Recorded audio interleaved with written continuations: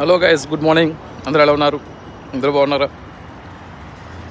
Guys, ఇవాళ మన topic ఏంటంటే ప్రతి ఫ్యామిలీలో జరిగేదే.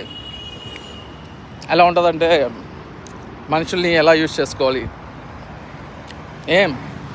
అంటే తీసుకెళ్లే పర్పస్ వేరు, మనుషుల్ని యూజ్ చేసుకునే పర్పస్ వేరు.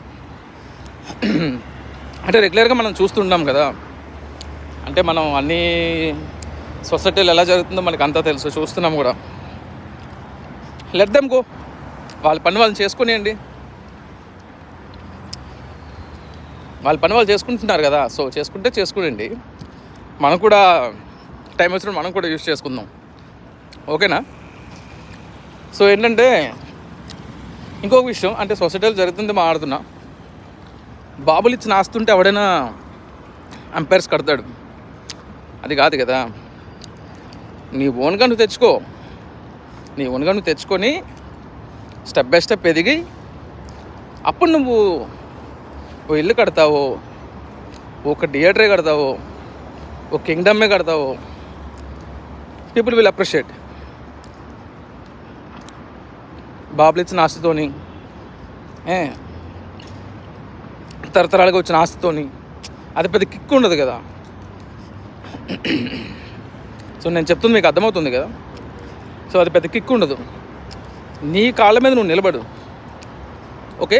నీ కాళ్ళ మీద నువ్వు నిలబడి నువ్వు సంపాదించి ఆ సంపాదనతో నువ్వు అట్లీస్ట్ ఒక 10 రూపీస్ చాక్లెట్ కొనుక్కున్నా నీ సెల్ఫ్ అనేది నీకు రెస్పెక్ట్ ఇస్తుంది, ఓకేనా? సో ఏంటంటే నువ్వు కష్టపడిన డబ్బుతో నువ్వు కొనుక్కోవడం చాలా ఇంపార్టెంట్. అగైన్ మళ్ళీ చెప్తున్నా, తండ్రులు ఇచ్చిన ఆస్తితో నువ్వు ఎన్ని చేసినా నథింగ్. ఎందుకంటే అది ఎప్పటికైనా పబ్లిక్లో ఒకటే ఉంటుందా, వాళ్ళ నాన్నగారు తండ్రి ఇచ్చిన ఆస్తిరా ఆడిచ్చేసుకొని పోగు పెట్టుకొని ఇచ్చేసుకున్నాడు అన్నట్టు ఇదే వస్తుంది తప్ప ఇండివిజువల్గా ఏం చేసాడని రాదు. సో నేనేం చెప్తున్నానంటే నువ్వు సెల్ఫ్గా చేసుకోవడం చాలా ఇంపార్టెంట్.